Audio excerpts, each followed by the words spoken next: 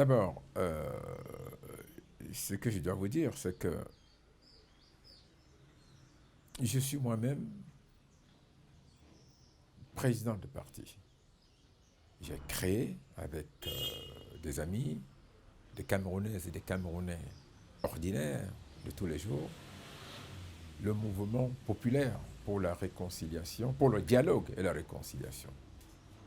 MPDR, Popular Movement for Dialogue and Reconciliation. Un parti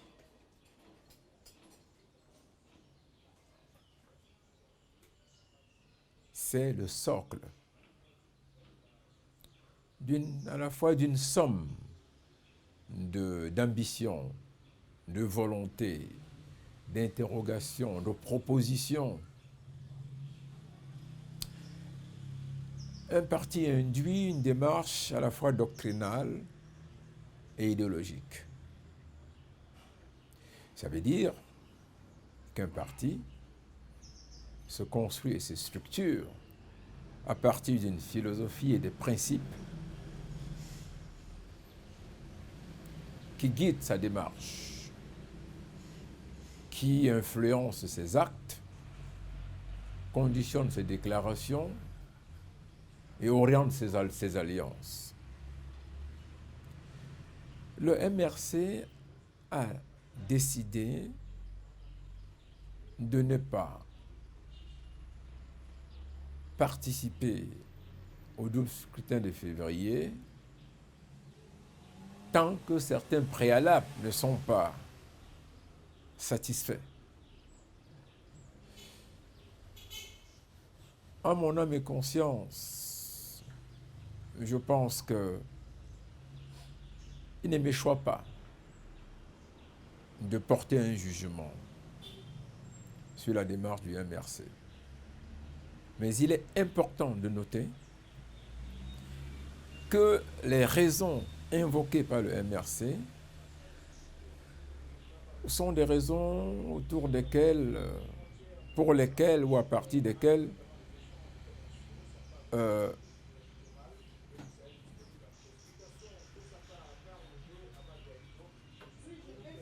tous les Camerounais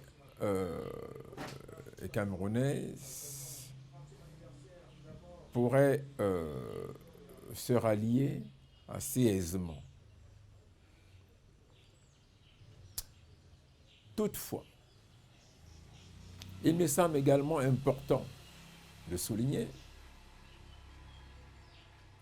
que dans le contexte que nous vivons et au regard des exigences connues depuis longtemps pour le retour à un certain consensus entre les Camerounais,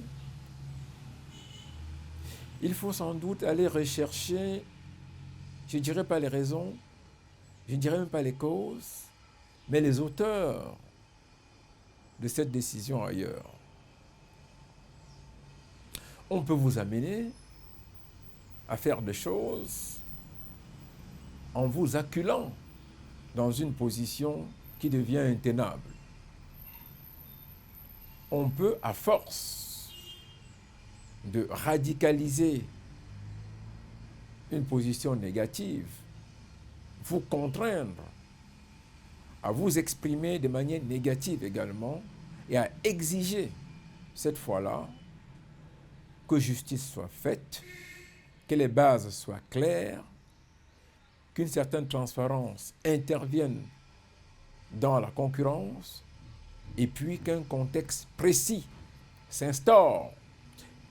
Quand on parle de contexte précis qui s'instaure, évidemment, ça inclut l'urgence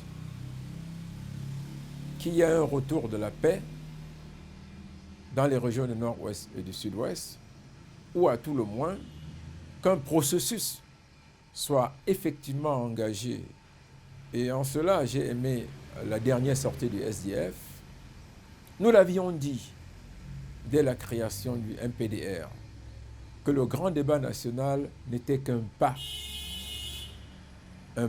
qu'il faudrait approfondir, un pas qu'il faudrait qualifier requalifier, lui donner un contenu réel, honnête, transparent et consensuel.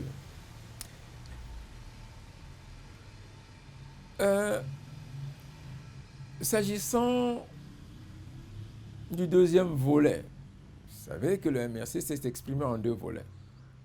Le deuxième volet porte sur le code électoral. Là encore, je pense qu'à moins d'être malhonnête, personne de sensé ne peut donner tort au MRC. J'ai entendu dire qu'ils ont été à l'élection présidentielle, c'est vrai, mais dans le contexte d'aujourd'hui, moi, j'affirme qu'il est effectivement devenu urgent de revoir le code électoral comme préalable à des consultations électorales viables, si tant est qu'en réalité l'objectif, c'est de garantir la stabilité du pays, de créer les conditions de la paix et d'un développement harmonieux du pays. Vous voyez, si nous nous entêtons dans le contexte actuel, on va droit sur un mur. Et j'ai personnellement des frayeurs lorsque j'ai lu les sorties du département d'État, du gouvernement américain, en somme. Je crois que, au risque de nous mettre tous nos partenaires sur le dos, il y a effectivement urgence aujourd'hui de repenser à la fois les élections, de repenser la manière de l'organiser et surtout de s'assurer que le contexte dans lequel on l'organise offre toutes les conditions pour un ralliement de tous les Camerounais, surtout pour une consultation de tous les Camerounais.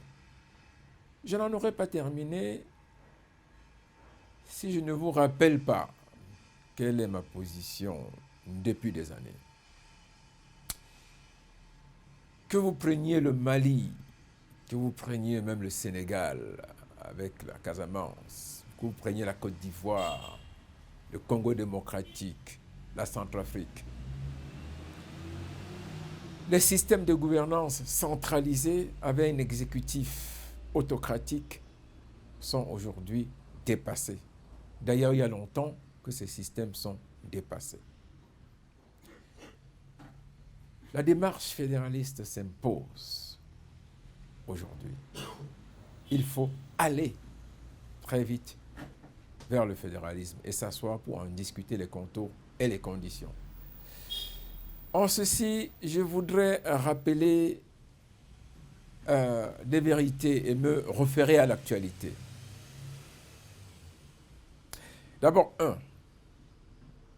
je l'ai dit et répété, nous n'aspirons pas et nous ne devons jamais aspirer à la violence. La violence en ce sens qu'elle prône la haine, qu'elle prône des subjectivismes et des sectarismes.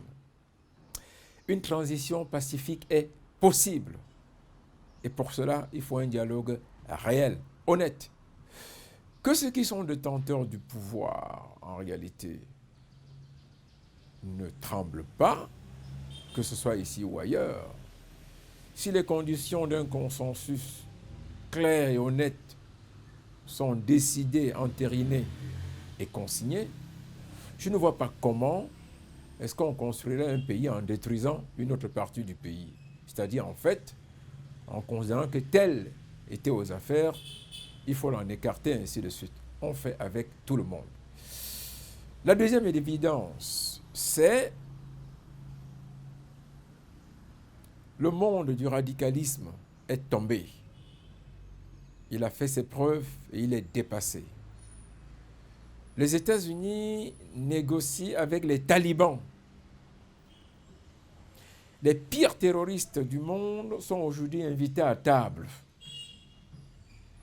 Je crois qu'il n'y a aucune raison qu'on ne négocie pas avec les Amazoniens. il faut avoir le courage, l'humilité et l'honnêteté de dire il y a là un problème qu'aucune solution militaire ne peut terminer. Si tant est que nous restons sur la flamme d'une histoire commune, il faut que nous engagions rapidement un dialogue inclusif, sans aucun détour. Je crois que le président l'avait dit lorsqu'il annonçait le grand débat national. Mais le dire n'est pas le faire, parce qu'en réalité, on a fait tout à fait autre chose. Aucun système décentralisé, aucun régime spécial, aucune faveur, aucune diversion ne peut résoudre le problème camerounais. Le problème camerounais doit être résolu sur les bases qui sont celles conçues par l'histoire et indiquées actuellement par ce que nous connaissons au quotidien. Il faut négocier. Il faut négocier parce que si les Ambazoniens sont les talibans, eh bien, l'Amérique négocie avec les talibans. Nous l'avions dit, je l'ai écrit, quand on célébrait la visite de Hollande au Mali, je l'avais écrit, c'est dans un livre, Espoir et désespoir des nations. Je l'avais dit, on ne fait que commencer.